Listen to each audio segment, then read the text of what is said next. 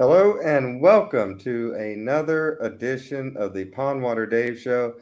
As always, I'm your host, Justin Davis, and I'm joined by the namesake of this show, of course, the great Dave Miller, Pondwater Dave, Super Dave, and he's like mankind. He has like three forms or something. Just call me Sybil. Yeah. And of course, that's a deep cut. We might have to explain that to everybody, but keep going. Of course, we have the First Lady of the Arn Anderson Fan Club, Miss Amy Vaughn. How are you today? Wonderful. How about yourself? I am excited because we're covering a really good topic, and we have an extra guest here with us, which is Dave Miller's long-lost brother. At least we haven't seen him in a little while. I think you were on, was it with us in the past, or was it our other show, Dave? No, he was on this one. No, he was on this one. Yeah, so if you have listened to all the shows, you know Ike Miller, Dave's brother. Welcome. Thank you, sir. Good to be here. Yeah, we're excited because we got two people here that were at this show, right? Ike, you were there as well? I was. Yeah, you and your brother. He dragged your little butt along to the show in 1984. I don't think I had the option to say no, honestly. I didn't really care about the wrestling. I was just excited to go somewhere with my big brother, and right. Wrestling was going to be completely secondary to that. And then, hold on. Hey, Scratch that, Dave. That money's not in my account. I was so excited to see Ric Flair lose to Kerry Von Erich. It was amazing. I was like, he's already started with the horse shit. What's he talking about? Well, I also just want to say that I think Ike is the only person that calls Dave big. He said big brother, so there's that. Well, because growing up, his nickname was Little Dave. Well, he's pushing 50, so he's using old sparingly now. Well, as I said, today we are covering a show that you guys were both at. It's a legendary show. It's the 1984, the first ever Parade of Champions in WCCW. Of course, main evented by the great Nature Boy Ric Flair and Kerry Von Erich challenging for the NWA World title. And we had a six-man tag team right before that featuring Old Man Von Erich, Fritz Von Erich, which was kind of cool to see him in the ring. So it was really, of course, they took on Badstreet USA. So it was just, there it is, the Freebirds. So the Freebirds and the Von Erichs. That's really what this show is main evented with. Two huge main events. Of course, it features the Von Erichs.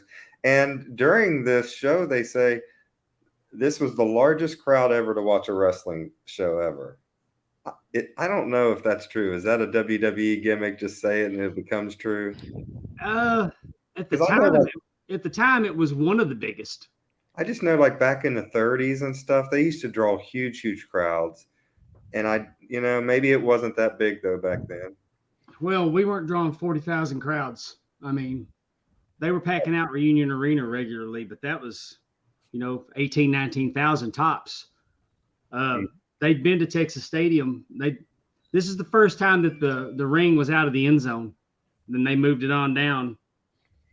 They moved it closer to. It wasn't right at midfield, but they were out of the end zone for this one because they'd use half the stadium.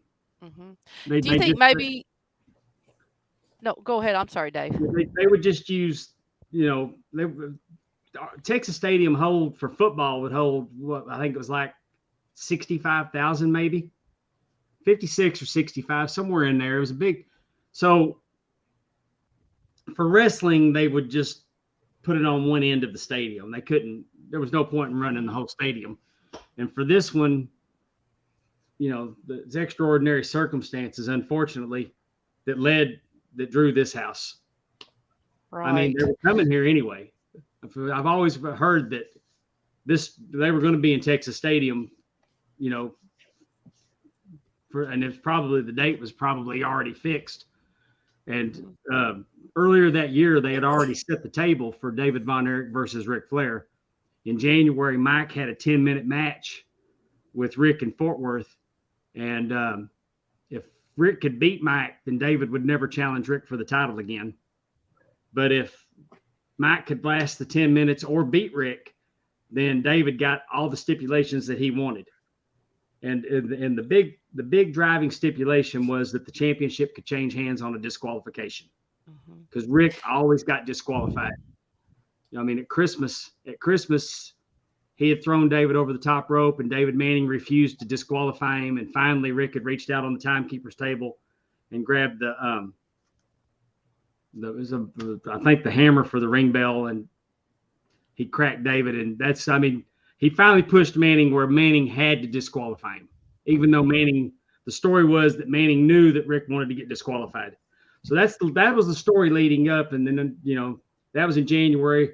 Unfortunately, February, David passed, and that's what led for Kerry to step in to take his title shot with those same stipulations. Yeah. Well, before we get too far, let's go to our trivia, everyone's favorite part of our show. Can we do one thing before? Yep. Can we do one thing before we do that? Mm-hmm. Sure. For people that that are watching, and they can see my little brother's name on the screen. You might want to explain that gimmick a little bit. So tell us about. I know about the leprechaun stuff. So go ahead and fill everybody in about your highly offensive tag. Well, I'm Dave's brother, so my ass is short. There ain't no getting around it. We come from a long line of short people. We do. Well, actually, not really. Our grandfather was 6 foot. But then the college cheerleader, and then the guys on the team were all 6 foot, and then there was me. And the only girl I could find shorter than me that could stunt, I made her my wife because, But yeah, so bad night. You're in college. All of a sudden, I end up with a leprechaun tattoo or 3. Who knows? So yeah, half midget leprechaun was born. One of them doesn't even look like a leprechaun. One of them doesn't even look like a leprechaun. It looked like the old hillbilly on the old Mountain Dew bottles back in the day. But he got it touched up, and then he got him one that was jacked. He's got, Except the one that's jacked looks kind of like a pimp. Yes. A little a heavy pimp vibe. Yeah. So you were like a co-ed cheerleader? I was. Did you ever see Cheer on Netflix? My daughter's a co-ed cheerleader. She cheered for. I was just going to say she cheered in high school and college, and so I understand the need to have someone a little bit shorter than you and stunting and all that good stuff. So yeah, if you've ever seen Cheer on Netflix, that series they did, I was captain of that team back in the day. It's where me and my wife met. Yeah. How awesome! So my wedding picture, I got her over my head in the church in her wedding dress. What college did you go to, like? We started at Navarro, about an hour south of Dallas. And then we finished up in University of Nevada in Reno. Oh, cool. That is really cool. Olivia. Well, he was in gymnastics. He was in gymnastics, and there was nowhere for him to go in college for gymnastics. So that most gymnasts would transition to being cheerleaders. Right. It's like you said, just watching my daughter and her team, the stunts and the routine and the work that they put into it. That is not it's not just, getting out going rah rah. You said, there's a lot of sweat and tears, hard work. You're holding up. It's unreal what those boys could do, and the girls. It's very athletic work. So I think that's pretty cool. I did not know that about you. Yeah, I was kind of the guy that just popped up out of nowhere. I used to stunt with this girl. She was like 5'8", 5'9". You can't see me behind her until I throw her up over my head. They're like, oh, there's a dude back there. So that was kind of our vanishing trick. I like it. In the comments section, I can't help but notice, I think you and Ben Jones might have something in common. He said his wife is 4'11" with 7 foot worth of attitude. So there's that. Amen to that. He didn't say his wife. He said his ex-wife. Oh, okay. Yeah.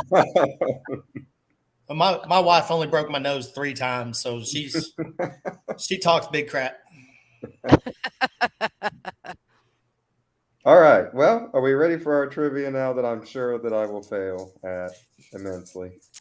Go ahead. All right. So I just want to give you a little bit about this trivia. I did not go obvious with the Von Erichs. And we've done Von Erich trivia before.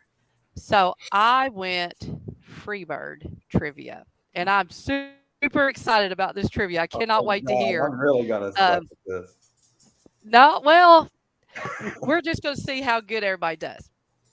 All right. So, all right, Terry, we're going to bring it. So, the fabulous Freebirds were born when Bill Watts, promoter of Mid-South Wrestling Territory, put veteran wrestler Buddy Roberts with the inexperienced Michael Hayes and Terry Gordy. In what year did this happen? Was it 1977, 1978, 1979, or 1980? What year did what year were the Freebirds born? I'm gonna say 80. Dave? I'm trying to think what year they left Culkin, because Hayes and Gordy were together. Hayes and Gordy were together with Gil Culkin had broken off from Bill Watts. So I'm too going to say 1980. I want to say 79, and I may say 79 just to be different. But no, it was adding Buddy Roberts, I believe, was 80. I got 79. He's going in with the under. I like how Ike was so, because he is correct. It was 1979. There it is. So I don't have the month. I'm sorry. I don't think I didn't write that down. As noted in the question above, Buddy Roberts was considered a veteran in the wrestling business when he teamed with Michael Hayes and Terry Gordy. How much older was Buddy Roberts compared to Terry Gordy? Okay, A, Buddy was 14 years older than Terry. Buddy was 10 years older than Terry. Buddy was 8 years older than Terry. Or Buddy was 17 years older than Terry. How much older was Buddy Roberts compared to 10. Terry? 10. All right. Justin's going 10. I'm going 14. Dave's going 14. Ike, what do you think? I believe Dave's got it. I think it's 14. Oh, the Miller brothers strike again. Yes. Buddy was born June 16th of 1947. And Terry Gordy was born April 23rd, 1961. So Buddy Roberts is 14 years older than Terry. Wrestled as Dale Valentine. Oh, Buddy Roberts? Yes. Yes. With Johnny, right? They actually made him, I think they even put him with Greg Valentine or Johnny Valentine. Yeah. As one of those Valentines. So, did you know only one person in the group actually went by their real name?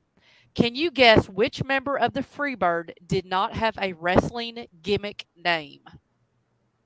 Terry Gordy. Yeah, that was my immediate thought. Okay, I'm going to take Ike's head yes. That means you all are all right. Michael Hayes was born Michael Seitz, Seitz. And Buddy Roberts was actually born Dale Hay. Hi. Hey. Each man in the group has a nickname. Buddy Roberts' nickname was Jack because he loved Jack Daniels. Terry Gordy's nickname was Bam Bam because he liked to hit hard and fight. Michael Hayes' nickname was PS. What did the PS stand for? This is so not fair. Why? You want to go ahead, Justin, before me and I get this? No, because I don't know. Purely sexy. Purely sexy. But the fans got on him and called him Prissy Sissy. Purely sexy is correct. You can give Ike a point on that one too, Tip. Whoa, we got in the chat. Hey guys, in the chat we have Gil Culkin. Where? I didn't see him. Hello. I'm gonna throw his comment up. How you doing tonight, Mr. Gill? Thanks for joining us. Yay! Thank When you. he says the Freebird song, correct. he means Leonard Skinner's Freebird. Awesome. Gil's the promoter of Legacy Championship Wrestling that I've been working for. Yes. Well, we're glad to have you, Mr. Culkin. He's also the author of this great book, Mississippi Wrestling Territory, that I'm working on. Oh, cool. You can get it on Amazon. It's a great read. Oh, I love all those territory. That would be my next book after I finish reading Dr. Tom's book about how to be a wrestling superstar. Yeah, You don't we really know. read it. Huh? Yeah, we know. Did you know that I'm his favorite Amy? Just so you know. I would show you guys what I'm reading right now, but I don't have my Dr. Seuss book. I'm proud of you continuing to work on finishing that book, Justin. Sam, I am. All right, the Freebirds were this is going to be fun. The Freebirds were one of the first to use rock and roll music as an entrance. In the beginning, the fabulous Freebirds used the song Freebird, which is a Southern rock anthem written and sung by Leonard Skinner. As their popularity grew, Michael Hayes composed and recorded an album which featured the song Badstreet USA, which went on to become their new entrance song. I am going to give you lines from the song, and I want you to tell me what the next line is. So not Okay? fair. Oh, this is good. I got You two just of said them. you up for failure. I'm not going to sing it, but it's going to be hard not to. But anyway. Bad Street, Atlanta, GA. Baddest street in the whole USA. Bad street, nasty and hot. Go ahead, Justin. I don't know. I just smoked some pot, maybe.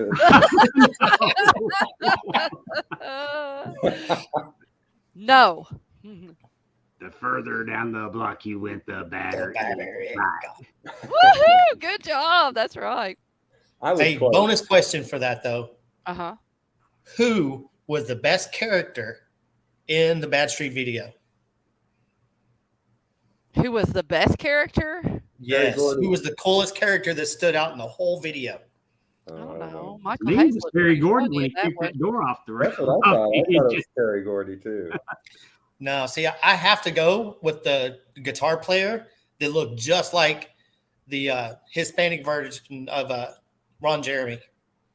Oh, okay. It was like Ron Jeremy with a Bumblebee t-shirt on. It was hilarious. Like that dude was awesome. Was that Jimmy Papa? But I don't know. Also the director, I believe he was the director of that video. The editor was Dan Bynum, who went in the Hall of Fame with me in 22 last year. I have a quick Kerry's story. the man. I don't know why this just hit my head, but at my baseball game tonight, I had the most racist person running the announce system ever. So it was like senior night, easy game. They were having fun with their seniors. They were giving them like dumb music for each other, whatever. Like walk-up music. But like the black kid got Hank Williams Jr. like they were doing, and then like there was a kid that looked kind of could be Hispanic, but he wasn't. He was just a dark complected white kid. And they started playing, not La Bamba. They started playing some type of Hispanic song, and I'm like, what the hell is going on? Were you in West Virginia? No, I was in Southern Ohio, which is just You're in Ohio. Sorry, I didn't mean to interject that, but I just thought about that when we were talking about music. And Jimmy Garvin played the ambulance driver, the paramedic. Jimmy Garvin and Fritz were in it. Yes. I just watched it again today because I was trying to. It's on the episode with the They premiered it right before the Badstreet match. Yes, I watched that today. I had it on, just listening to it at work. The name of that album is Off the Streets. Name of that album is Off the Streets. It's really The Boys Are Back in Town is another one that he does on there that is really good. I mean, Michael Hayes wasn't bad at all. No, I mean, especially, I mean, like I said, for this time period, this was just right with everything else that was going on, you know? Yep. All right, so here's the next couple lines of the song. So don't you come a looking on this side of town, because this is where the Freebirds live and everything's going down. If you don't know by now, we always get our way.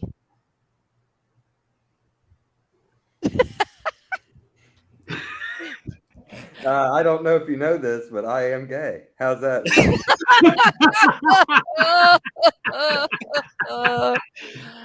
What's really funny is that he's had a week. He's had a week to do research for this show.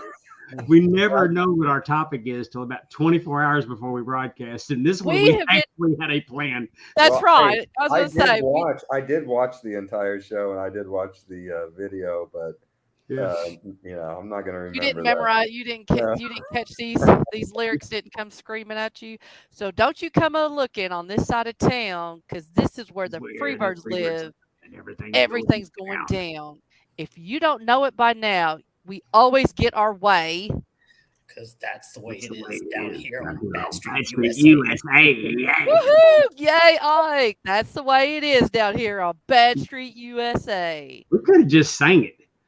Yeah, go ahead. Y'all can finish singing. No, we're good. Keep going. Oh, okay. Brotherly duet. I know.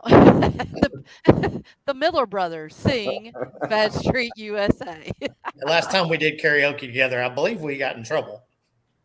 How come? Because we did the rodeo song at 6:00 in a restaurant.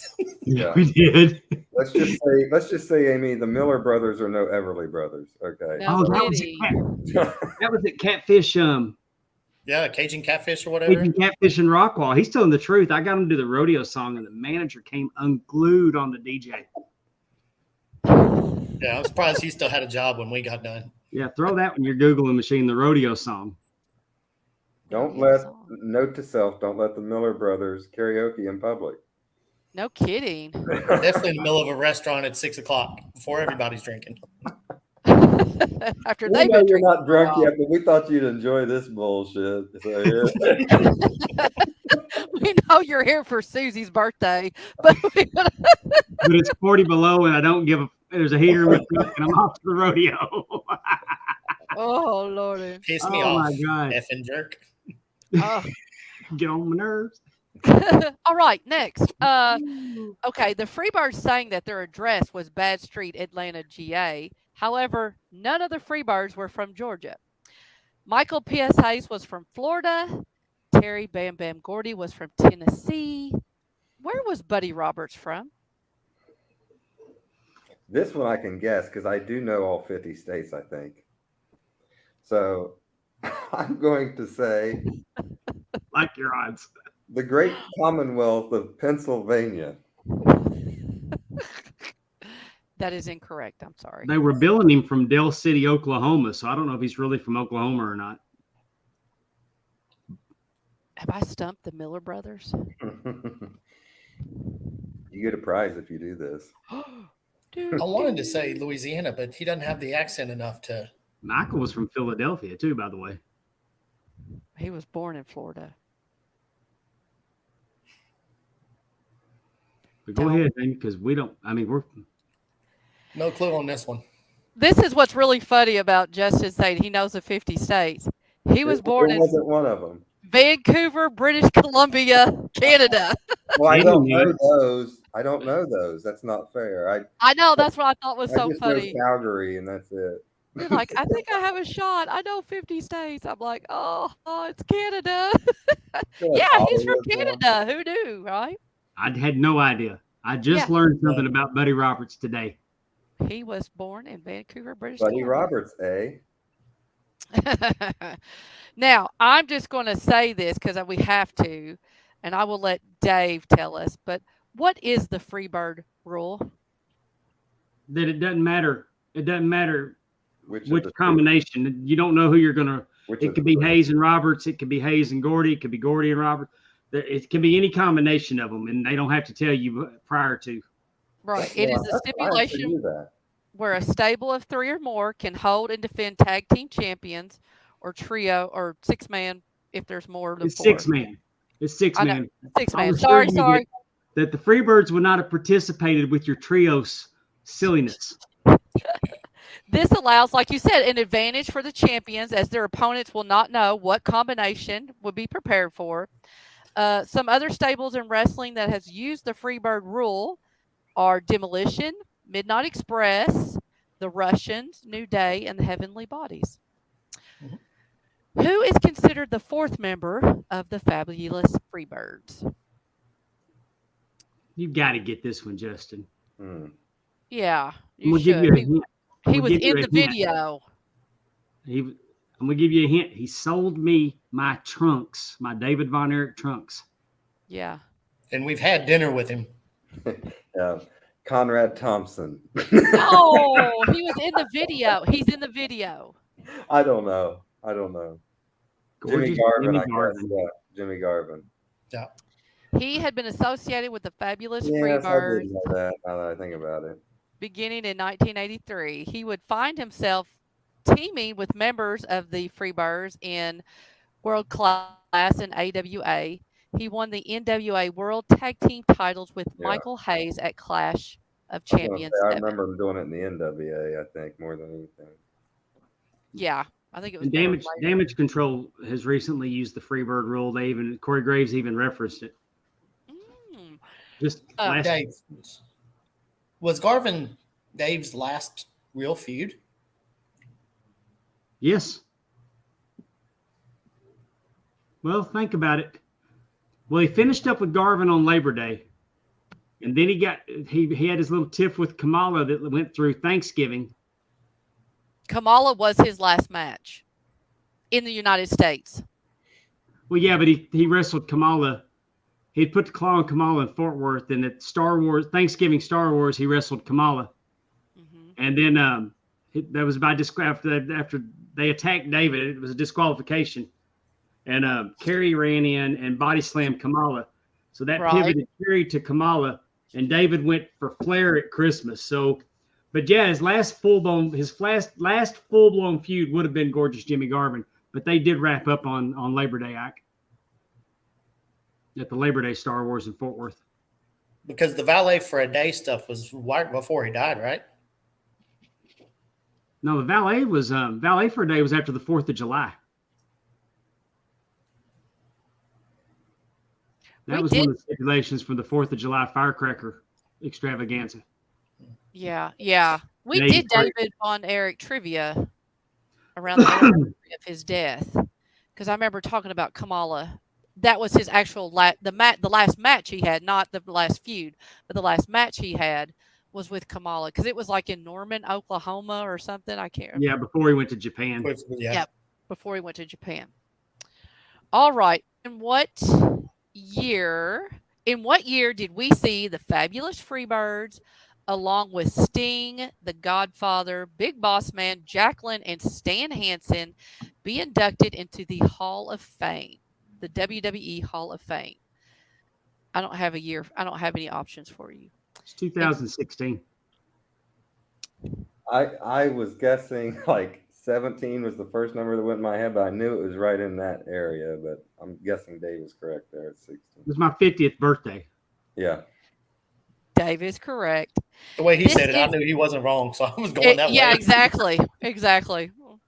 This was also the first year that we see the legacy category, whose inductees included Mildred Burke, Frank Gotch, George Hackenschmidt, Ed Strangler Lewis, Pat O'Connor, Lou Thez, and Sailor Art Thomas. That's a heck of a category. I mean, they hit all the heavy hitters. You just Definitely. 8 out of 10 of Eddie Prather's favorite people that he grew up watching. Give him a second. Give him a second. He's going to say something ugly about Mildred Burke. He better not.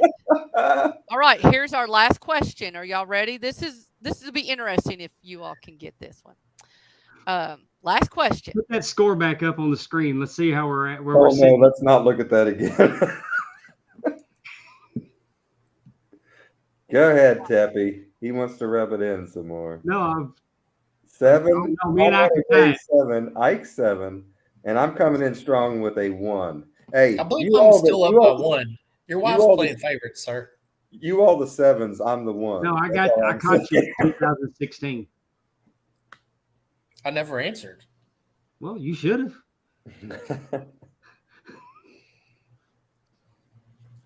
All righty. I'm reading the little fun facts that Mr. Culkin throws up here too in our chat group. Awesome. Okay. Sugar Bear Harris. His first match was against Frankie Kane. Did Frankie Kane go on to do anything, or was he a? Do you remember him or anything, Dave? Ike? I'm familiar with the name. I noticed when I was doing some research about the Vicksburg auditorium before we went to City Auditorium down there, that Kamala was Sugar Bear Harris was billed a lot, but then he became Ugly Bear Harris too, and I never knew that about him. Ugly Bear. I feel like if your working name is Frankie, you're a damn jobber, in my opinion. Like, oh no, not even close, man. He wasn't? No. Okay. Frankie Lane was the great Mephisto.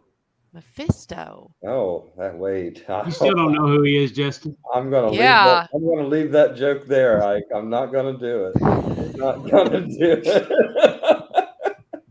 I'm trying to rein myself in. I'm just And currently ride. currently one of the most talented guys on any show that I'm on is Frankie Thomas. Oh. Keep going before Justin digs him a bigger hole. Okay, yeah, no, I'm like, okay. In 1996, the movie Highlander, starring Christopher Lambert and Sean Connery as immortals, shows Connor at a wrestling show. No, wait, shows Lambert. I'm sorry, I guess that's his name in the show. I'm sorry. At a wrestling show, watching a 6-man tag match. The Fabulous Freebirds were on one side. Can you name the other 3 men who were their opponents? Nope. They were at the Garden. They were at the Madison Square Garden. I do remember that. And the Freebirds are on one side, and you have 3 other men who were their opponents, who you will all know. Oh, as soon as you said it, me and I were like, yeah, we remember that. We remember that. That Nope, don't remember that. But I don't remember who they were wrestling with. Would it have been Jesse Ventura, Adrian Adonis, and I don't know who the third person would have been. Yeah, throw in Adrian Street. No. Eddie, no. Think AWA. For 2 of them. The Killer Bees? Close. Jumping Jim Brunzell and Greg Gagne and Jim Brunzell. Yep. And who was the third? I don't think he was an AWA, this third person. No, it wouldn't be Ken Martell. Nope. Rick Martel is what you're thinking. I don't know, Amy. The Tonga Kid. Okay. Tonga Kid, Greg Gagne, and Jumping Jim Brunzell were the opponents to the Freebirds in the movie Highlander. I stumped you. I taught you things. This was a fun. I really enjoyed putting this trivia together because I thought it was really fun. So that was your trivia for the night. Well, thank you for putting that together. That was a blast of me not knowing a damn thing. So what we gonna do now? We're gonna welcome in another guest. Yeah. I missed my cue. Even though I said it a couple times, it was very specific. Dave, last question, Dave. You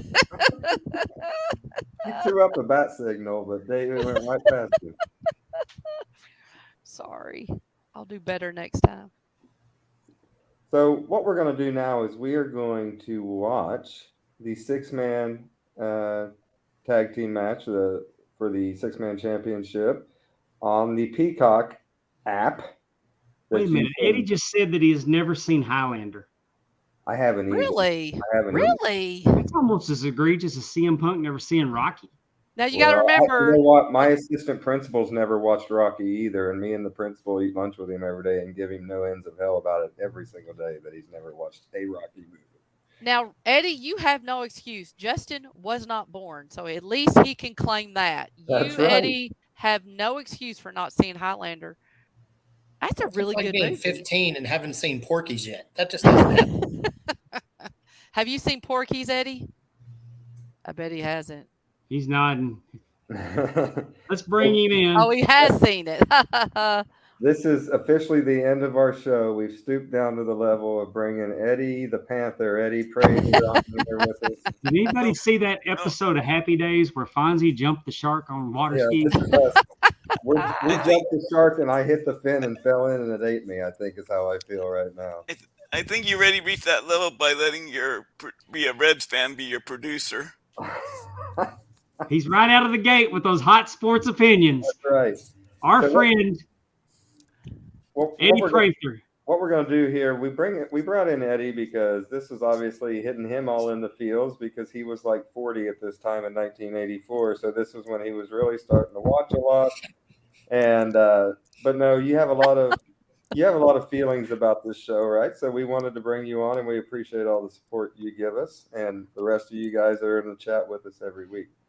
So Eddie's birthday is Saturday, and Eddie's birthday is on the same day that this show took place. He was 11 years old.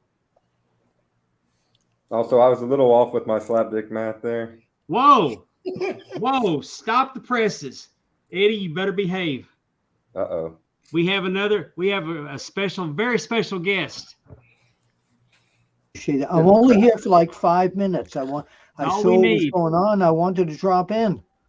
He is. Hello, Mr. Apter. Hey, Bill. There goes the Mr. Apter stuff again. It's Bill. Sorry. Or Bill. wonderful Willie. You know, I don't do a good Arn imitation. I do a Ole imitation. Uh-huh. Well, what do you want me to do? All you got to do is go in, do your freaking match, leave me the hell alone, come back tomorrow and do it again. No, Arn was always very, he was like almost like a Harley race where he made you listen to him. Uh-huh. You know, when I tell you about what the 4 horsemen are going to do, he was terrific. He was terrific. Half midget leprechaun. Hey, Eddie. Hey, Bill. Good to see you. Half midget I just got leprechaun. announced by Bill Apter. That's my younger brother Ike. Oh, I like Ike. I just got announced by Bill Apter. I'm living the good life now. Well, that's cool. But you're a half midget leprechaun? Yeah, I'm not quite short enough to be a midget, so I only get to be half one. So you could tell me a short story. Absolutely. Oh, okay. All right. So real quick, because I do have, I just wanted to pop in. I told Pondwater if I had a minute, I would do it. What's your topic tonight? We're talking about the very first Parade of Champions, the David Von Erich Memorial. I was there. And we would love to hear your perspective of it. And how common were 40,000 back then? I mean, they tried to say on the broadcast this was the largest crowd to ever see. When we knew it wasn't, but yeah. But back then there weren't a lot of stadium type of shows that drew that kind of amount of people. There really weren't. But that was when I was going there. The excitement of I don't know if it wasn't excitement, but I was nervous to see. I was very close with the Von Erich family, and I was kind of nervous to see the family after this whole losing David and everything. But I knew it was going to be a glorious night. And if you have a copy of my book, I know Dave, you've got it there. Is Wrestling Fixed? I didn't know it was broken, but there's a story in there about Fritz Von Erich almost wanting to kill me that night, and it's it's quite. I almost became a victim of the claw. But yeah, it's a good story, and I don't have time to tell it tonight. But it was fabulous. The only thing, and I mentioned this on our show the other night, is that back then it was the film days, not digital. So it was 110 degrees at ringside there, and being down on my knees shooting with a lot of the other photographers. And when you were rewinding and changing film, the film was like all sweaty and everything. It was terrible. It was so hard to change film back then. So Did that affect the pictures at all? no, it didn't. It didn't. Oh, that's good But though. it affected my hands trying to get into it. I have in my other room here, I actually have the camera I used that night. But again, we'll have to do that on another night. But it was very exciting. The way the fans went nuts when Kerry won. There was nothing like that. I mean, it was just a wonderful feeling that David was there with us all. Yeah. Yeah. So anyway, I got to run. Any other Yes. quick question or anything? Will you come back and tell us more one I day? will on a, if we do it because I do my Monday nights I do a podcast. Tuesday nights I do the Time Machine with Teddy Long and Mac Davis for Sportskeeda.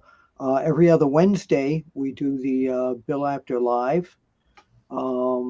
Thursdays is kind of a night off for me, but I just uploaded on my old One Wrestling channel. I just uploaded a video that I did with the Homicide last month, talking about Cody versus Lesnar, Roman Reigns, New Japan. It's a good interview. It's about 8 minutes, so please check it out.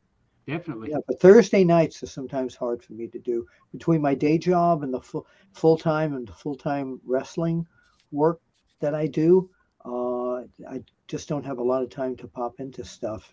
I'd love to do this 24/7, but I got we normally do this on Wednesday, but we moved it to Thursday this week because we had our show last night and we didn't know how long this topic would go. The bummer is, Eddie, and JD, you remember we were talking about me coming to Top Guy weekend? I can't do it. Yeah. My granddaughter's birthday is that Saturday. Oh. Well, I'm glad you got your priorities in check, though, Bill. Well, no, I'd show up, but she's going to be 6. I can't bring her with me. Right. So yeah, it's going to be like an indoor kids pool party and followed by pizza, and so yeah, can't do it. We'll have to hook up. We'll have to have an after chat party somewhere in the United States where we can all get to, when there's an event or whatever, and let's see if we can get 20-25 people together. That would be great. Someplace where airfares are low and everybody can get to, like my basement, Apter's Alley. Hey, Bill, before you leave, I'm just glad Miss Doris was able to play Peacemaker, so Fritz didn't kill you. Oh, yes, I'm glad you read that. Yes, it's a great story, but like I said, you got to get the audio book or the Dave, you have the cover there? I don't have mine here. There it is. It's Wrestling Fixed. I didn't know it was broken. I didn't even know it was broken. That's it. I love it. When ECW Press was asked me to do the book, they were, well, Bill Apter's Life and Wrestling. I said, no, this is marketing. I said, people always ask me. I always remember this little kid in Marietta, Georgia saying, Mr. is Wrestling Fixed. And I said, I didn't know it was broken. And it's like, ooh, I didn't know I was going to say that. And that's where it came from. It's a great line. It is a great line. Triple H, I gave him a copy of the book in person backstage one night. And he says, that's the freaking best line I've ever seen in a wrestling. Yeah. So, all right. Well, great to see all of you. Thank you so much for joining us. Half midget leprechaun, are you sitting on a high chair? It's just a really tall bench. Oh, all right. Hey, tell everybody about our alternate Wednesday night shows and to pop in. We always do. Yeah, but I'm just saying, let's get more than 18 people and let's get a mob. I've been tweeting it out, Bill. I've been doing my job. Well, thank you. I have, and I appreciate the tweets that you've done about me coming to Top Guy weekend. And like I said, maybe I can do something earlier that day on something like this. Maybe we can do a quick half hour so I can be there and virtually. And there's always next year. Maybe they'll have it on a different weekend, and you'll be able to come. So Yeah. Well, Amy and I'll be there. If nothing else, we'll bring up our platform. Well, that sounds great. I would love to do that. We'll talk to Conrad. Maybe we can do a whole on-screen after chat sometime in the morning there or something. We'll do it. All right. I've got to rocket out of here. So Rocket City. Thank you, and thank your lovely wife for sharing you with us for a few minutes. She's upstairs watching TV. She's not. I came down here. I'm working down in Apter's Alley, putting up some of my videos. But and watch what you call her, please. Thank you. Oh. All right, great to see all of you. I am Thanks, now Bill. going to click Bye. leave studio. Well, thank you so much, Bill. How about that, y'all? Bill Apter with a run-in on our little presentation. You're I right. just got my new phone ringer, my personalized phone ringer. I got Bill Apter saying half midget leprechaun. I am putting that on there. I just like how he accused the half midget leprechaun of being like Tony Schiavone and having the highest share. Yeah. Pondwater got Mr. Bill to sing "Happy Birthday" last night to me. Yeah. Oh, well, you Very could cool. definitely tell. You could spend, and he would love it too, just hours listening, just Bill Apter is shooting the off most- a name, and just, like you said, he's been there. I mean, just like talking about this show, I was there. He was there. He was in Madison Square Garden. He gave a book to Triple H. He's just, he has done it all. He is such a genuinely good guy too. I mean, I'm so blessed that I get to do a show with him every other week. And every time I've met him in the past, I'm blessed to he's be been able to talk to him every other week. one of the most. I mean, he's so accommodating to everybody that comes up to him. He's just he appreciates. He doesn't want to. He wants to have a moment with you. I mean, he's building a relationship with you. I mean, when he saw my wife last night, he remembered. Mhm. He knew that he'd met her. Yeah. And that's been 7 years. How cool. All right. Well, that was a blast. You never know who might stop in here on the Pondwater Dave show, which is why you always want to be here live with us. And we appreciate all you guys that are here. As I was saying before, we had that run-in with the great Bill Apter. We brought Eddie on because we're going to watch the two last matches of this show, which is the six-man tag team match and the NWA World Championship between Ric Flair and Kerry Von Erich. So get out your Peacock application and go to the WCCW Season 3, Episode 19, and go to 24 minutes and 25 seconds. So once again, that is Season 3 of WCCW, Episode 19, 24 minutes, 25 seconds. And World-class championship wrestling. make Carrying out sure the whole 2 world belts. Nope. that you mute your So long, everybody. I'm looking for the mute. oh, that was you. I was going to accuse Ed of that. No, it was me. Okay. So Do as I say, not as I do. So, anyways, we're going to start off here with this six-man tag team match between the Von Erichs and the Freebirds, as we said. So, if you guys are all ready, we're going to go ahead and hit play on this bad boy. No, okay. Who wants to give us a countdown? I'm a referee, so I know how to count to 3. I don't know how to count backwards. Ed, you just hopped on here. Why don't you go ahead and we will push play when you say push play. Okay. I'm trying to get it to Okay, you still waiting on it? play. All right, play. So there's Fritz dispersing the boys so they can attack from all sides so they can get in the ring because the Freebirds aren't wanting to let them in the ring. I love Fritz's outfit. Like that. Just, Oh, he's got a full Canadian tuxedo going on there. he just does. It's just hilarious. I mean, like he really does look like a dad who's like gonna, watch over the fight in the playground. Like I mean, he looks like a dude that's about to whip a little A, and then he's gonna go mow the yard after that. You know? while drinking a beer. Like, it's just so funny. He just, I mean, I don't know. And I love the crop tops. Did you of Did Terry you and see Buddy. Kevin keep Fritz from getting hit in the head with that chair? That's where it busted his thumb open. That's how Kevin's bleeding through the whole match. Okay, that's why Kevin was a little bit of stiff in this match. Now, Before we David get into- David Manning's telling everybody how it's going to go. Oh yeah. Yeah. David Manning gets on here on the microphone and completely rips A here. Like he just tells everyone, like he was mad, he was angry, he was yelling at both teams and telling them that they're not going to have multiple people in the ring. They're only going to have 2 people in there at a time, which that never happened throughout the whole match, I don't think. But he can't David- disqualify him. I know. David had to get his shit in. So I do want to say that we do have 2 people here that were at this event, and the half midget leprechaun Ike Miller and his big huge brother Pondwater Dave.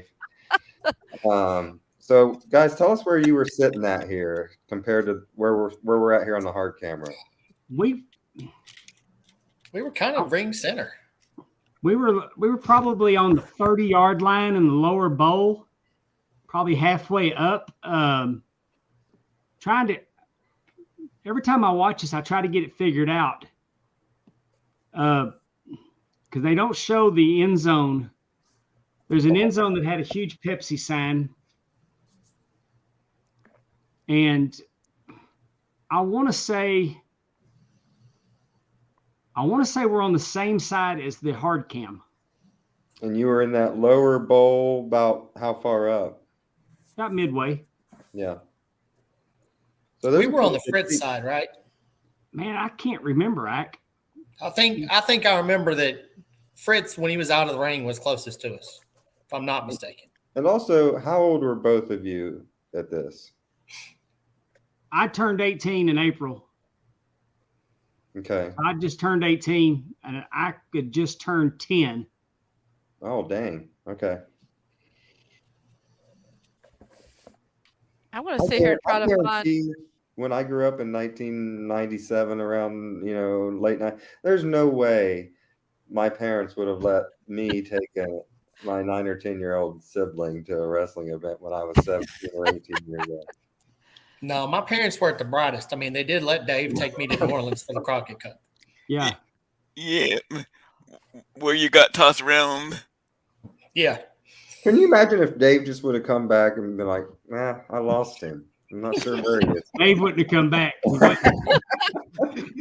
I lost him in a poker match, a poker game. Well, there was this ironing board A small incident. pot. Saying there was 50,000 there. The Mark Lawrence is saying there was 50,000, but there wasn't. They're saying, but I believe the official attendance was 4. But look at that. That's a lot of people. Just that shot right there. Yeah. Yes, That's a lot of definitely. people. Half of the Cowboy Stadium is a lot of people. I mean, this isn't the new AT&T Stadium in Arlington. This is the old one in Irving. Uh-oh, now we got Fritz in there giving Michael purely sexy haze. See, I learned something. That's right, you did. All he can handle. And you know what? I watched this back on my way home from the. It was Oh, here it comes. Oh, Yeah. here it comes. Fritz fixing to show this is how I whip these boys' asses when It's not the belt. Put that belt out. I've seen my dad do that a lot of times. oh man. Oh man, you know that. Yeah. Oh, that was like a Friday night at my house. Michael's like, no. Fritz gives Michael purely sexy haze a spanking with the belt. I was impressed when I was watching this. Fritz didn't work terrible in this. For Well, I mean, his Fritz is a position. brawler. Yeah. How old was Fritz probably at this time? Ooh, Would you Goodness, think? 55, 55, 56. That's a hard He was 55. born in It's not 29. 57. I like how he just put his belt back on and he didn't even put it through any loops, I don't think. One, just like after you make somebody, just now he's gonna go mow. No. Yeah. Oh, so I do want to say I thought this card top to bottom was a really fun thing.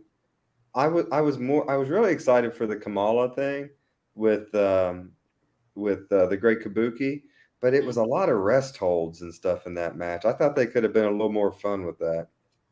But I also wanted to say, Dave, the referee, Bronco Lubitsch, that is one of the most interesting 3 counts you will ever see, ladies and gentlemen. He gets down on one knee, and he takes his hand, and he just goes from his knee to the floor 3 times, and that's it. So, did you guys know? Did you guys know that Dave, Kevin is also has a May birthday? What is it? Kevin is also a May birthday person. So. Oh, okay. Oh, I was The muted. 15th. I'm Yeah, sorry. that's what I said. You were muted there when you were trying to talk about the Bronco Lubitsch, I think. Yeah, Bronco. The day that I'm not far from counting that way. I did do a Bronco count a couple weeks. A couple shows ago, but it was more because I couldn't get down between the wrestlers and the ropes, and I just kind of got down and went, and I cracked myself up. Here in 5 years, Dave's just going to be doing the stomp with his foot. That's how he's going to count. No.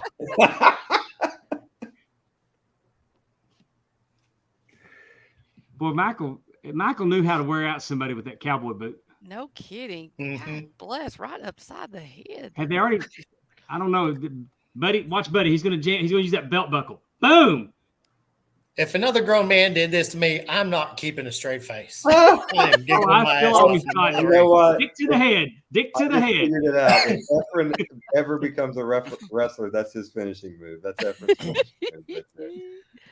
That ranks up there with the missing link and Junkyard Dog. They had a match earlier in the show. Okay, guys. That was fun. And headbutting each other. Yeah. We're fixing to go into the spot. We're going into the spot of the match here in just a second. Here comes, of course, Fritz again. He's back in, and he's got Buddy Rogers. He's got Buddy all by himself. As usually, the best seller is Buddy taking a beating. Buddy made the Freebirds. Yeah. Buddy, Michael was the talker, Kerry was the worker, and Buddy was the guy that could take that. All right. Now we got a claw on Michael Hayes. Yeah, look at everybody. Look at them. It Look ain't at them over. all. And Buddy's going to try to go to the top, and he's going to get a claw too. So now that was Fritz the has got a front double page. claw on both of them. That was the front page of the Dallas Times-Herald the next day. Fritz with the claw on both of them. Look at those the size of those My hands. God, they just hitting each other with a boot like that. Jesus. And that's not a wrestling boot. That's a cowboy boot. That's what I'm saying. That's not a working boot. That's not a working boot. That's not a working boot. That's that boot is made for hitting, and that's just what it'll do.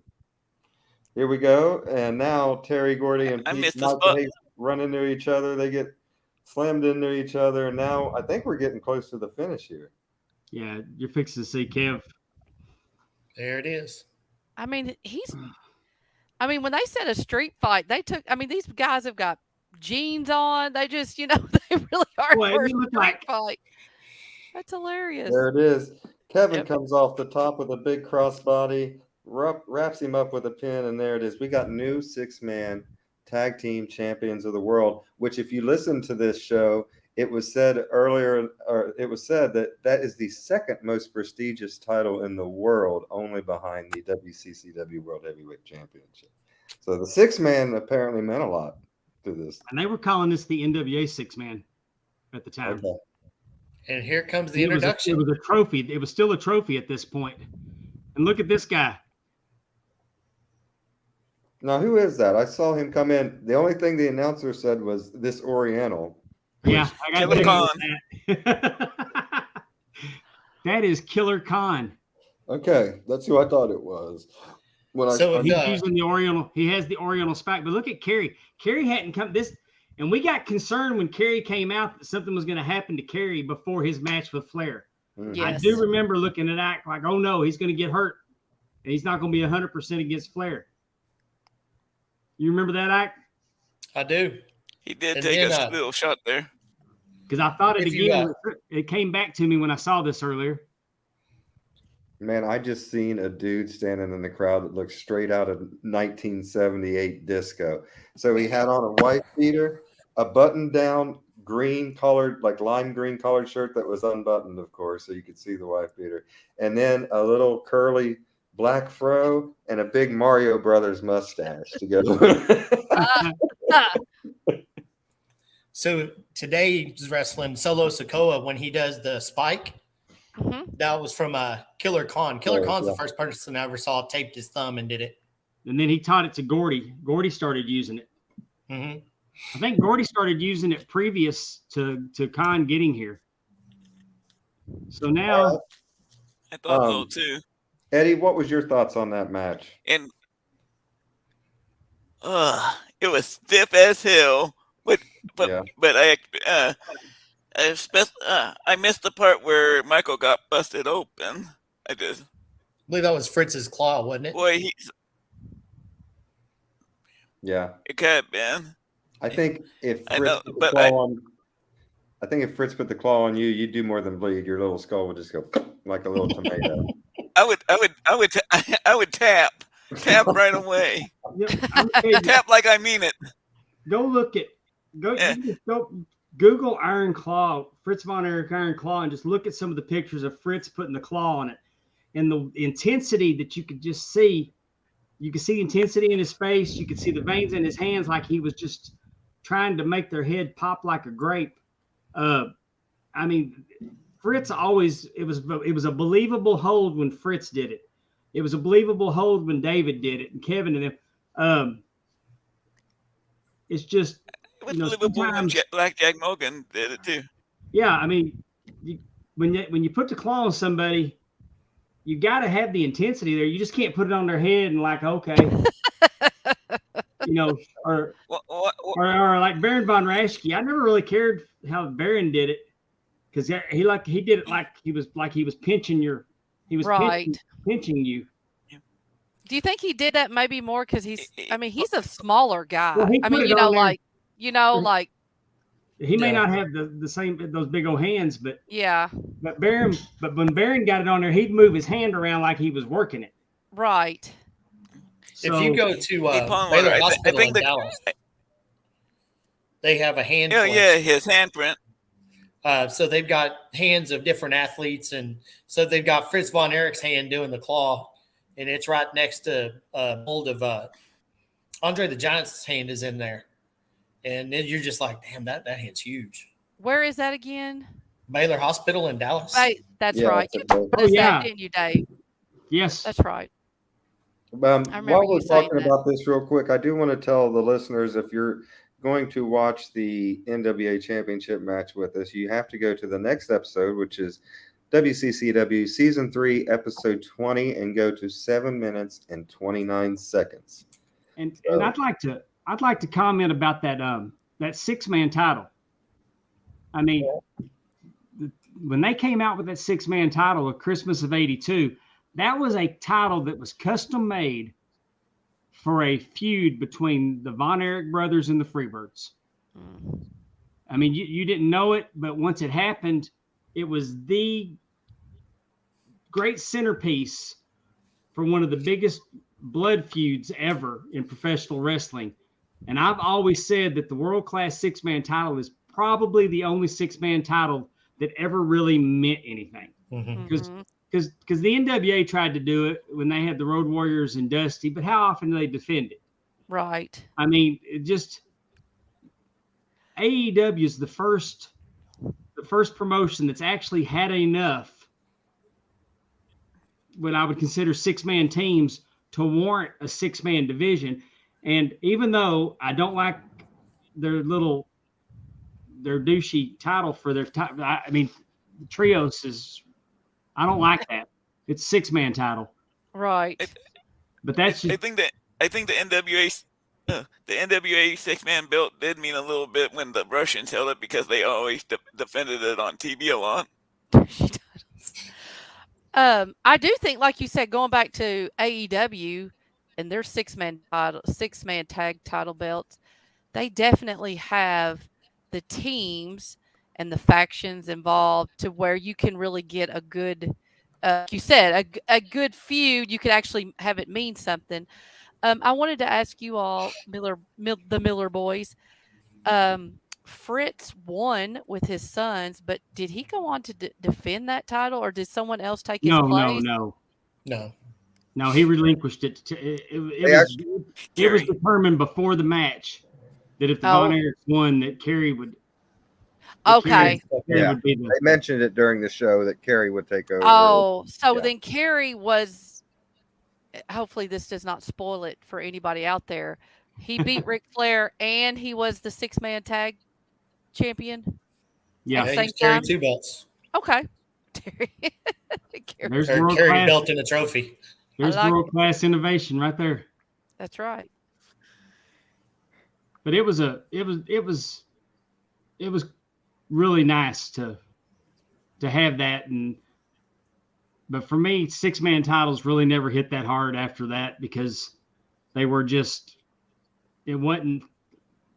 nobody ever really knew how to feature them, and I'll give AEW props that they are putting a little emphasis on those titles, and Ring of Honor did too. I mean, I'm sure Ring of Honor did a pretty good job too, but you just think about the genius booking that was set up to introduce that title. And I mean, I kind of think the trophy's cool too. Was that a Gary Hart idea? The 6-man belts? Probably. I wouldn't be shocked. And I think people could probably see the Freebirds and the Von Erichs, wrestle from here to, eternity, which kept them in the limelight with the 6-man title, but you opened up other spots for tag teams in the world like it wasn't all having to be just 2 or 3 different guys there. They were able to kind of showcase a lot of different talent, so that's pretty cool. Yeah, a lot of times they had they'd have what they call a captain's match, where if they were going to have a 6-man match for the main event, they'd have a captain's match for the opening bout of the night. So you might have got David Von Erich versus Buddy Roberts, or you might have got, early in the card, and they wrestled again that night. That wasn't uncommon that they'd call it a captain's match. Are y'all seeing Kerry Von Erich come out? I haven't. Okay, I guess I'm a little ahead. I'm sorry. Apparently, no, you're at 7:29, and you'll see Rick coming out of the tunnel. Yeah, we haven't. Pushed play yet. Oh well, no wonder. I've already pushed play. My bad. I want to remind everyone again. You're jumping the gun, Amy. It's no WCCW, kidding. So sorry. WCCW Season 3, Episode 20, 7 minutes and 29 seconds. And Ike, since you are our guest, I'll let you count us down and push play here. All right, then. So 3, 2, 1, push play. All right, here comes Ric Flair. Yeah, we see the Nature Boy coming out in his baby blue robe with the baby blue tights. I don't like the zip up. I like the robes that have the tie. And he opened. I think that just, I don't know. Yeah, I like the design on this robe. I recently saw a picture of Charlotte wearing this robe, so maybe this robe's going to show up on a that treasure show that they do. Hidden Treasures. But I saw a picture of Charlotte actually wearing this robe. Do you know, is this robe one that was lost? I don't think this one was lost. Someone might have bought it or something. I don't know who owned. I'm trying to think who owned that robe. Well, I'm just wondering if it was on whatever Lost Treasured or whatever, that means it's someone had it. I mean, I'm just speculating. I don't know why maybe that robe just made an appearance somewhere and Charlotte was there and she put it on. But now the music's fixing to hit. And if you're watching this on the network, this is not the music that was used that day. It's not even, I mean, they put zero effort in to even trying to get close. I'd also like to, while we're waiting, here comes Kerry. And Kerry Von Erich came out to Tom Sawyer by Rush, and his music hit.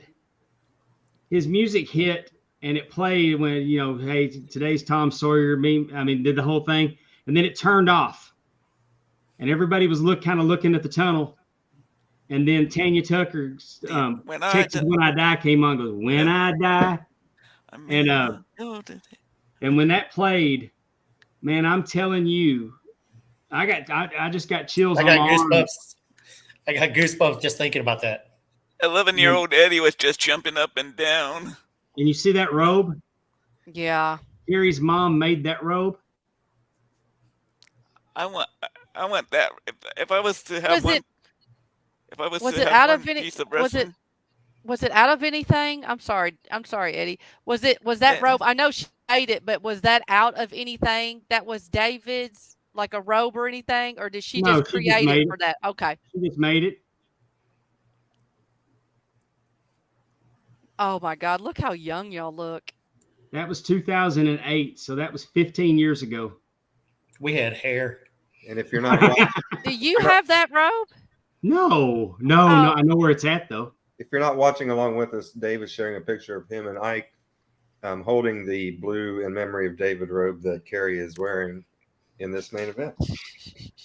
Anyway, there's only two things that made me nervous to hold.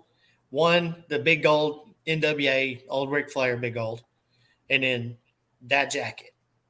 It made you nervous. Why? Oh, you don't want to mess it up. I mean, you're yeah. That's the jacket, I know where it's at, and if that guy would like to own a pair of David Von Erich trunks, we could talk about trading. You would trade? I'd trade it for that ring jacket. Really? If I was to own one pair of wrestling gear or anything, that robe would be it. That's a nice robe. For a David Von Erich collector, that robe's kind of two birds, one stone.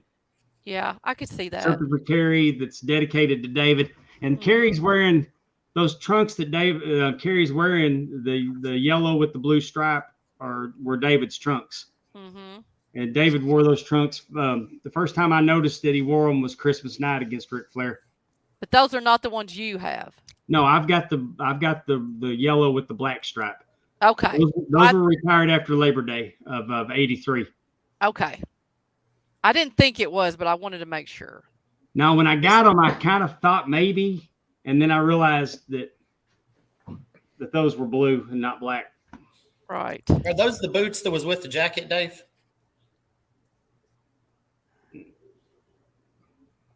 Those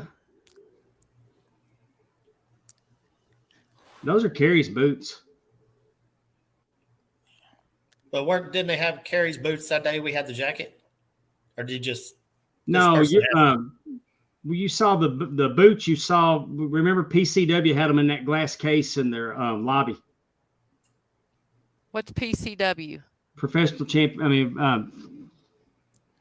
It was the PCW was the wrestling promotion that I got started at in Arlington, Texas.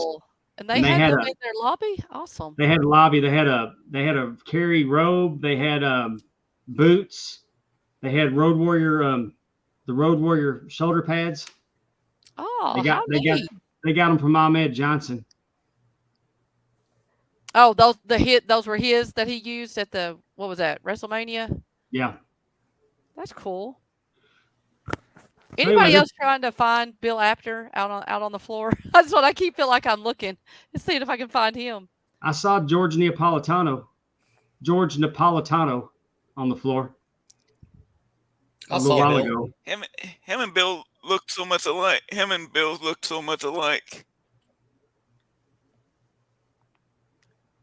And I see a Mark look at Lawrence that off to the drop side kick. there. Oh, and another. Ric Flair's hair is nice. That nice blonde. I think you see Bill real good coming up here in a second. I think I'm right in front of y'all. Kerry was such a freak athlete. Kerry's drop kicks was as good as anybody's drop kicks during that time period.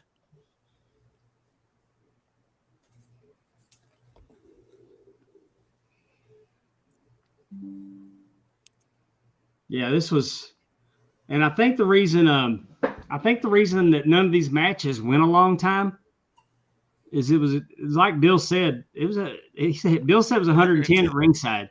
Yeah. And it was extremely hot in there. And let me tell you about Texas Stadium. In the summertime, that place was an oven. And in the wintertime, that place was a freezer. Oh, Out of all my years I went to many events at Texas Stadium. And the only time I was ever comfortable, I had gone to see Garth Brooks. And I had overdressed for sure. Because you had to wear you had to wear that uniform, that loud shirt and the jeans.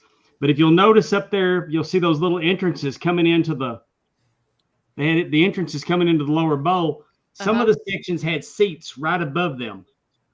And I was sitting right above one of those entrances, and somebody had the suite open, so the air conditioning was being sucked out. And the air conditioning was coming down on us all night. And that was the only time that I was not miserable watching an event at Texas Stadium. Dave, when you were in your Garth Brooks outfit, was your belt buckle bigger than your head? That's my question with that. Oh no, he's got a big ass head. And did you butt anybody with your buckle? No, we saw earlier. Yeah, I did. Buddy Robert. Oh, I got dick punched. I got dick punched often. What time of day was it? Did this show start? It was daytime, Amy. Oh. It was like a 3 o'clock start, was it not? Yeah, this was middle of the afternoon.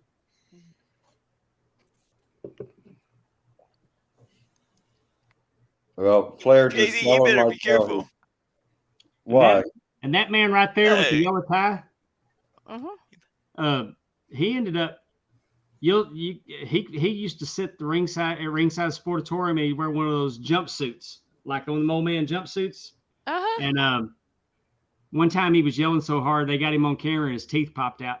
Ooh.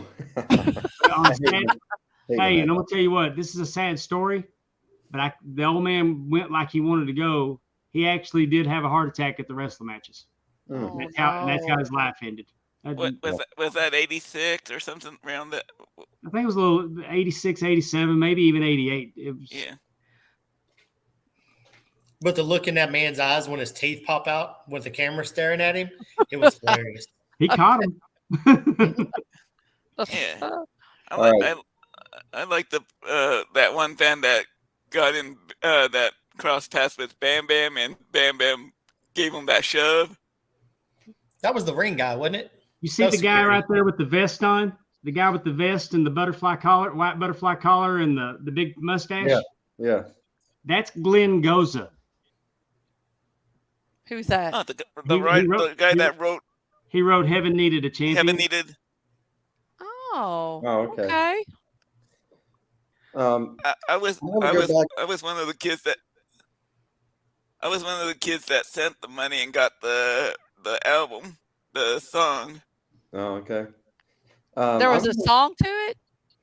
Yeah. They sold 45s. Gotcha. Sold 45. A 45 is a record with a bigger hole in the middle. Yeah. It spun at 45 rotations per minute. I want to go back and make For a you kids that complaint don't know what about a 45 is. the first match of this premium live event, I should say. The first match of this thing was Jimmy Garvin against Gentleman Chris Adams. This always perturbs me. They both had on white tights and white boots. They look like tag team partners. I hate it when they wear the same stuff and they're in a one-on-one match. I'm like, couldn't one of you just find something else to wear that night? Like, hey, Justin, I the believe heels. Chris Adams took Ronnie Garvin's outfit and wore it to the ring. Okay, that's what I was thinking. I was going to ask you that because then I thought about that. I'm like, is this a gimmick where they're trying to do that on purpose? Yeah, okay. he'd stolen his gear. Okay. Oh yeah, and he brought Garvin's ring jacket with him. Yeah, that's right. Yeah. But the funny part of that is what Gino Hernandez starts off running down. What are these two broads got no business being in the ring? And I'm thinking, damn, that wouldn't fly today. Yeah. Gino was an equal opportunist. He roasted into both Adams and Gartman. I'll tell you, the only match in this thing that I really just kind of wanted to fast forward through was the tag team match of Buck Zumhoff and Iceman versus the Yeah. Super Destroyers. yeah. Yeah. And also we see That's an iconic picture right there. yes, Mhm. we also see Chick Donovan on this card, and I think he's still wrestling today. He still looks like that today. Yeah. Really? Yes. And he doesn't look like in that match that he wrestled, he doesn't against I think Butch Reed. Yeah. He doesn't look too much taller than you two, Dave and Ike. Like he looks short in that match. I don't know if it's because Butch Reed's a big, tall dude, but Chick Donovan, I don't know how tall he is, but he looks like he wasn't very tall. He wasn't very tall. Yeah. I mean, I'm sure Great he's big taller than me. shoulders, little bitty head, great big hair. That's all I Yeah. remember. yeah. He was like a mini Triple H because he had that beak too. Yeah. Mhm. Yeah. Okay, here we go. And look, there it is. He did kind of remind you of Terror Rising. Hey, See how the crowd talking popped when about he got the big. claw on him? Yes. Yeah. Andrew Hermes is texting me personally, and he's got crap takes like he does about hockey. Let's just say he's not a fan of the claw. Oh. So I'm publicly shaming him for those crap opinions. That's better than the Fisto, Mr. Fisto or whatever that we had.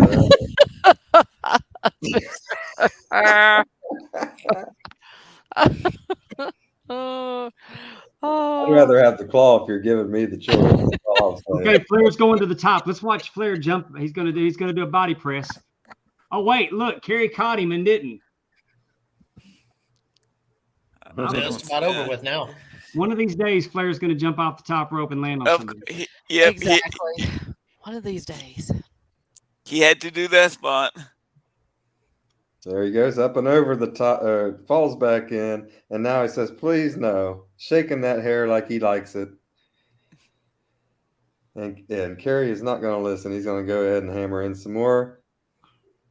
Here we go. You can just feel the anticipation kind of building up here. Right. Yeah, the finisher that never won a match. And now What did Rick y'all is going think to- sitting there watching this match in the stands? Were you all thinking it's coming any second? There's You Bill. can kinda There's feel it. Bill right there. Yeah, there's Bill Apter, and Rick goes for back-to-back spinning toe holds, gets kicked away. Now he comes, he does a shoulder block. Kerry goes down. Kerry gets up, hip toss, a reverse.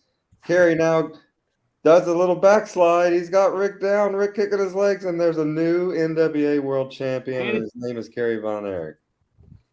And we all lost it, but for like a split second, we were all like in shock. Did this just happen? Because none of us really believed it was going to happen. Uh-huh. And we're waiting. What did we miss something? Are they fixing to take the title away from Kerry and give it back to Flair? Did we miss something? Right. Because you're just not believing. You're expecting the dusty finish. Because what we just saw here in 1984 was a big damn deal. Because the NWA title didn't change hands every day. Right. And it was a roll up. I mean, wouldn't you think you would have, maybe something more spectacular or whatever? Like, I mean, if you're watching it, you're probably looking for the claw or some, big move to take down Rick. And I mean, I don't think though that Rick wants to give up in this spot to lose the title. I think it's better that he kind of gets beat by a fluke kind of roll up type thing. Right. I just mean, if you're watching the match, that probably catches you off guard. You're not thinking a roll up is what's going to end the match. Yeah. There's Iceman King Parsons. There's Chris Adams, Chick Donovan. Johnny I Mantel. I could rock those suspenders though. I had a Yeah. pair I of would those. make those look good. Those are the Mork and Mindy suspenders. Mm-hmm. And that's Johnny Mantel over Kerry's shoulder. And here we have Rick basically saying, he wants a rematch and he's going to get it back and whatever. Tell your old man, Yeah. I'll be back. Yeah. So, But it was classy because Ric Flair did go over there and hand the belt to Kerry when it was over. He did. And I think that's a way of Rick really trying to put Kerry over here in this spot. If Rick is going to drop the title, he wants to really make someone. And I think that was the way, an extra step in doing that. I love that. That's a nice belt. And Rick said that they weren't trying to overthink it. Yeah. They were trying to just do a simple finish. And also, it was hotter than hell out there. No kidding. I mean, they weren't going Broadway in this weather. Pondwater, this is the way that NWA champions lost their belts a lot, like a roll up, or like Dusty did the flying on Harley when he beat Harley with a body press. Yeah, a lot of slip on a banana peel finishes. Well, we hope that we didn't slip on a banana peel here. We hope that you enjoyed this watch along with two people that was here for it, and one guy that was sitting in his little slapdick bedroom watching it, and then me and Amy here watching it years later. This is a match that I've watched multiple times over the last couple of years, and it never gets old. It's just the feeling from the crowd. It's kind of like why Canadian Stampede was such a good pay-per-view, because the crowd was just in it, and you could kind of feel that same energy here with this. And I love being able to watch it knowing that you two were there, and you can give us, sometimes you can just watch your faces when something's getting ready to happen, and you can tell just the excitement or remembering, that event. I think I like that. That's been really fun too, to kind of go down memory lane with you all. This was probably my favorite wrestling moment as a fan. Mm-hmm. Also, the loudest I have ever heard any place ever. Right after he won, there was that silence, and then all hell broke loose. It was so loud. The TV will not do justice to what we had going on that day. And I'm telling you, it was just. And there you see, I've mom out there to celebrate with him. I just don't know how many times I've seen this over the years, and I still get chills. And if you go onto YouTube and you can find this match on YouTube with the original music, I encourage you to do so, just because that Texas When I Die hit different that day. And that's what I watched it on coming home, as YouTube. And when you said the music was different, I'm like, it wasn't. And then I'm like, oh, I wasn't watching on a Peacock. I was watching on YouTube. So you go back and look. I mean, me and Ike was a fan before me. So Ike was watching when Kerry was going after Harley Race. And I mean, he'd been watching for a while before I came to the party. But I mean, Kerry Von Erich and Ric Flair was, really what me and Ike bonded on as wrestling fans. Mm-hmm. And then that day, we finally achieved, as fans, we got to see what we didn't think we was ever going to see, because Flair did this bit all over the country. Mm-hmm. He goes in and he makes your guy look like $1 million, but your guy never gets the belt. Right. And on this day, our guy got the belt. And sure, he got the belt because of his brother. And but his brother was probably going to get the belt. Yeah, and it was only it only lasted with Kerry for 18 days. World class, and I'm gonna tell you, world class has always, David Manning had always said that Kerry was not supposed to lose the championship that quick. That he's supposed to have the belt for a little while. And I never believed that, because I mean, that's just because, I don't know if y'all know this or not, but sometimes wrestling people will stretch truth a bit. And we don't let facts get in the way of a good story. Somebody say something about lying. Somebody say something about lasagna. But I was in a room with Rick in Chicago, and he was telling the story. He was telling the story about Kerry. He was talking about Kerry. And Rick said, I wasn't supposed to get the title back that quick. I was going on vacation. And they called me and told me to go to Japan and get the belt. Now, he said that he thought Kerry was supposed to have it longer. Now, Flair said that he thinks that Kerry missed a shot, and they panicked and took the belt off of him. But if you'll go back and you look, you can find the 18 days that Kerry was champion. He defended the title 18 times. Mm-hmm. Now he didn't A defend bunch it in every Florida. day, but he had some days that he had 2 defenses. So, and I'm not going to sit here and say that Kerry Von Erich was not. You know, we know he had his demons. I mean, he was a party guy. You know, and I'm not going to sit here and try to paint you a picture that maybe the thing was those boys didn't miss shots though most of the time. Mm-hmm. I mean, David died because he wasn't willing to miss a shot and he was sick. So When you say miss a shot, what are you saying like missing So- a show? missing a show. I'm sorry. Okay. No, that's what I thought, but I wanted But- to make sure. But Rick didn't know the reason.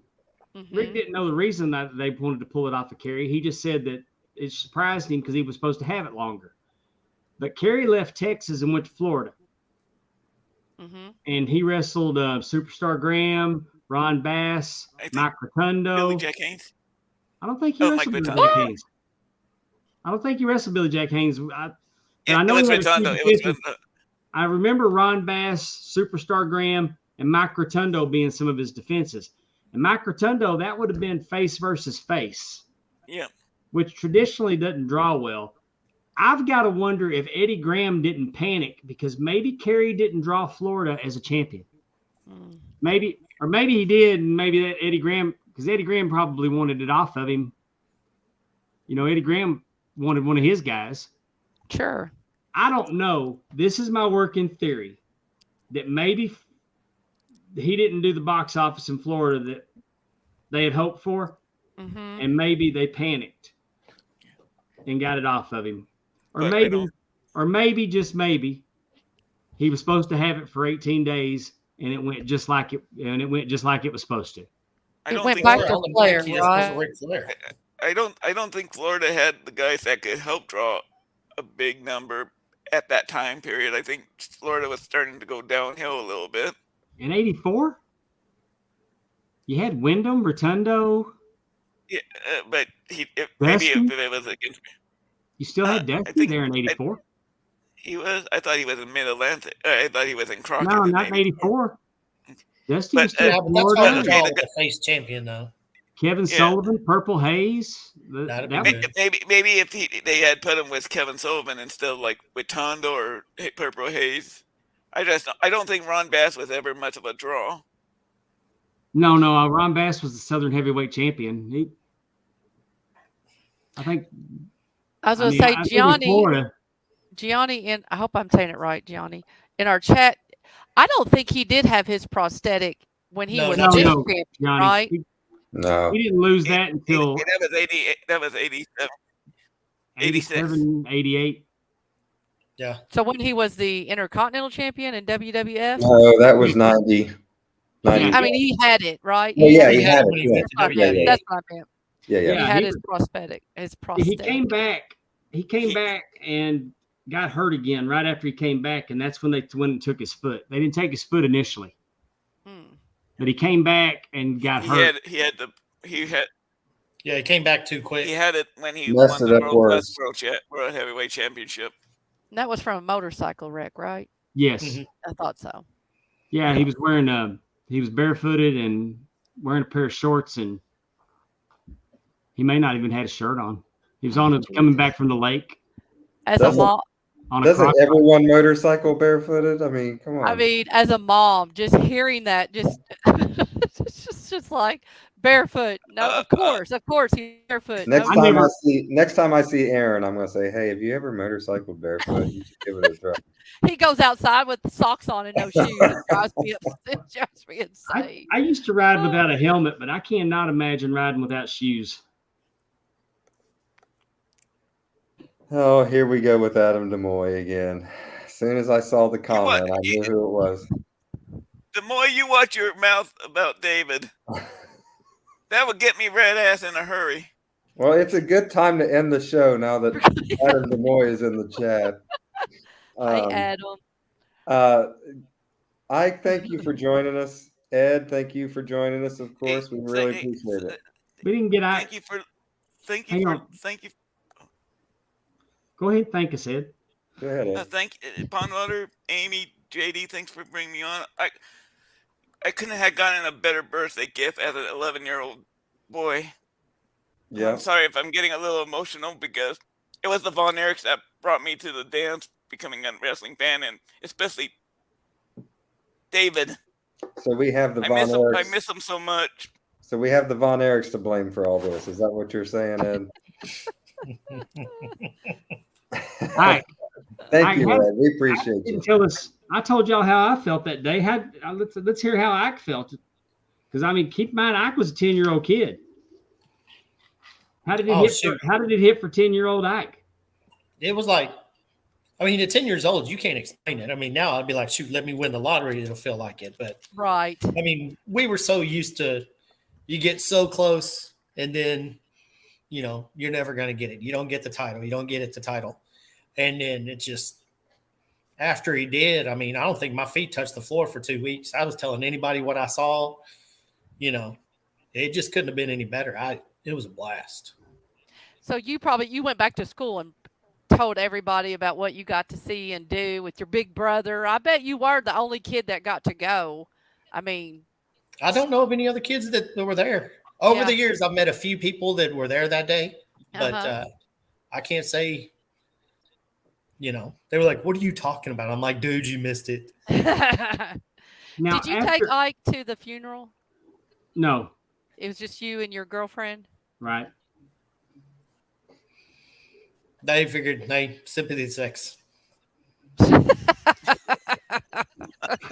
At least he didn't bring you along and make you sit in the back or anything. Okay. Get dick punched. Belt punched. But that's when you're getting hit with the belt or with the buckle. Now, after we saw Kerry win the title, it's like I had an epiphany that I was going to see Flair and not Kerry. I mean, I kind of got it that now that I've seen it, and then I really came to appreciate Ric Flair, and especially when Ric Flair quit coming to town. So did the switch flip for you at that time on Flair, Ike, or did you? I think it more flipped with me when we became bigger fan of the Freebirds than the Von Erichs. That's true. I think I got that because at 10 years old, I saw a lot more of the Freebirds than I did Flair. So Flair was kind of like a once or twice a year deal. So to me, I was going to see the Freebirds more than the Von Erichs by the end of it. And so that was kind of my, you know, the hills drawing the money or the, you know, that kind of epiphany there. The Badstreet USA was the first wrestling T-shirt I owned. What about you, Ike? What was the first T-shirt you owned? I think it was the World Class with the logo. I always thought was Kevin and Bundy, and they keep telling me it wasn't. Mine was a Hulk Hogan shirt, of course. Of course. I think the second one was a Road Warrior shirt, and the shirt they sent wasn't the shirt I ordered. Oh. They decided you didn't need that one. You needed this one. Back when we had to order T-shirts off of magazines. Yeah, that's what true. it was. That's true. Yeah, no, that's very true. I totally remember that. Thankfully, speaking of taking off shirts, Eddie, we appreciate you leaving yours on. And we appreciate all the fans that's been here with us, all you guys in the comments.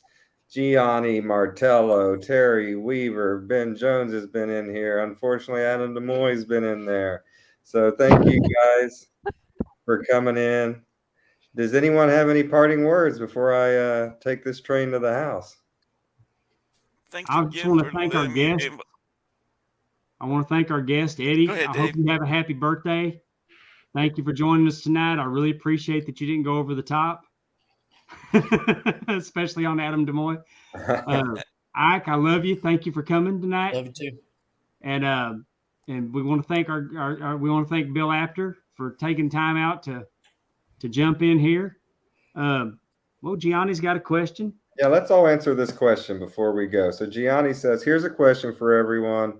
Who remembers the first match that made them a fan? And he says his was the Hell in a Cell match with Taker and Mankind. Eddie, I can tell you're ready. So what do you got? The first wrestling match I ever saw on TV by accident was Christmas Day, Kerry Von Erich, Ric Flair steel cage match. That is a lie. I know it was at least Gorgeous George and someone in 58, but whatever. Whatever. Amy, what do you You're have? trying to provoke me tonight. You know, Amy? I cannot help but, of course, I was a big Saturday night main event, you know, but I don't see how you could go wrong with WrestleMania 3. I mean, I cannot not forget Yeah. watching Hogan and Andre and just watching that match and actually watching the whole show because obviously it was outside. And as it goes from light to dark and just all the different matches, Yeah. Randy Savage was I was a huge fan of Randy Savage Uh-huh. and Ric Flair, or not Ric Flair, Ricky Steamboat, and just how that all, you know, like I said, just WrestleMania 3. I can't tell you how many times I've watched it, but just watching that Hogan versus Andre was just Let me ask you, how old were you in WrestleMania 3?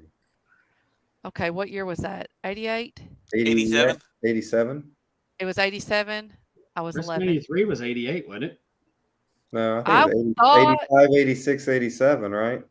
Yes, he was. No, you're- Yeah, you're right. I think, yeah. Yeah. 80s. I was 11. I was born in Okay. 76.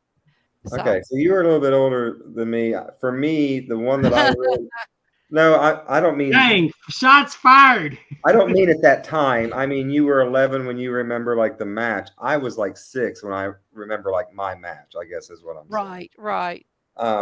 Because for me it was WrestleMania 6, Hogan and Warrior. That's kind of I was 6, I think, or 5 or 6 when that happened, and that's kind of the first one that I remember like being really excited about. Like you didn't know who was going to win that, you know. Right. So. Well, now I will say I watched Memphis wrestling. I mean, you know, that came on Saturdays, and I was probably 5 or 6, and I did enjoy that.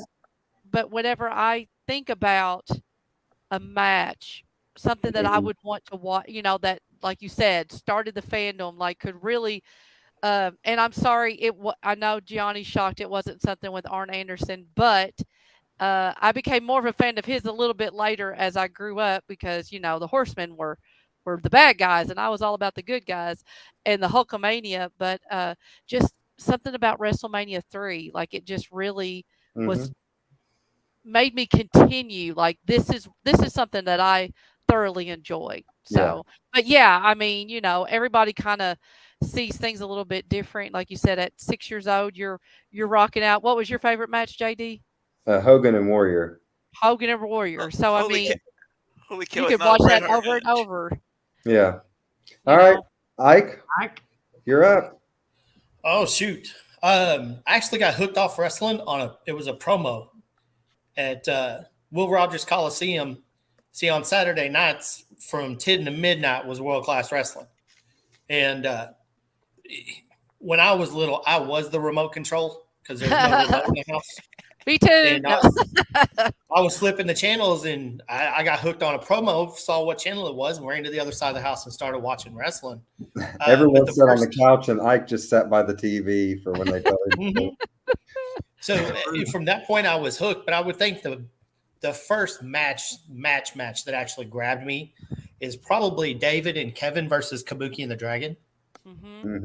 I've seen the that match that just really stands out in being like a match that I was really excited about. I think that one was probably the first one I saw. I've seen that match. That's a good match. Oh, I'm sorry. I was going to say, whose promo? Do you remember whose promo was on? The one that really caught you? Fritz? That's pretty cool. All right, old man, Big Brother Miller, it's up to you. The first night we went, I saw some good matches earlier in the night, but I think, and by the time Kerry and Flair got in the ring, I was into it. So Kerry and Flair 2 out of 3 falls would probably be the match that I mean, they were setting the hook through the card, and that 2 out of 3 falls is when they got me hook, line, and sinker. I was, you know, that was it. Kerry Flair 2 out of 3 falls, and I saw some good matches that night. I saw Kabuki and the Dragon losing all Asian titles to David and Kerry. That's right. That's the match I was thinking about when he said that. No, but he said that was a feud earlier. Yeah. When he was watching. Yeah. but I saw Ted DiBiase that night. I saw Harley Race and King Kong Bundy that night. So, I mean, there was a lot of talent on that show, but my main memory is that 2 out of 3 fall match. So, Mhm. Or Dave, you losing his voice so bad that started coughing up blood from my screaming throat was so much. bleeding. Oh my Yeah. I'll God. tell you what, this guy has always got a medical issue, Amy. He is a walking emergency Amy, room what, over He there. is, and lives to tell it. Lives to tell it. Amy, That's right. He gets back up every time. I'll give that Amy, to you. Yes. Amy, Thank you where for do you that, think our Gianni. friend of the show, where do you think our friend of the show, Allison Faye, would rank Kerry's hair for this match that we watched? I think she would probably rank it pretty high. It's long, She flowy. She definitely will likes run it her that finger way. through it. Heck yeah. Well, it would definitely get higher points than yours, Eddie, just in the fact that Kerry might have brushed his.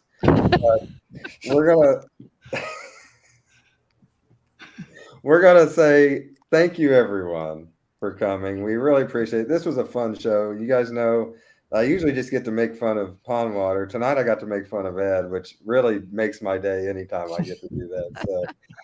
So for the great Eddie the Panther Prather, for Miss Amy Vaughn, the First Lady of the Arn Anderson Fan Club, for the half midget leprechaun Ike Miller, and for Pondwater Dave, Super Dave, Dave Miller.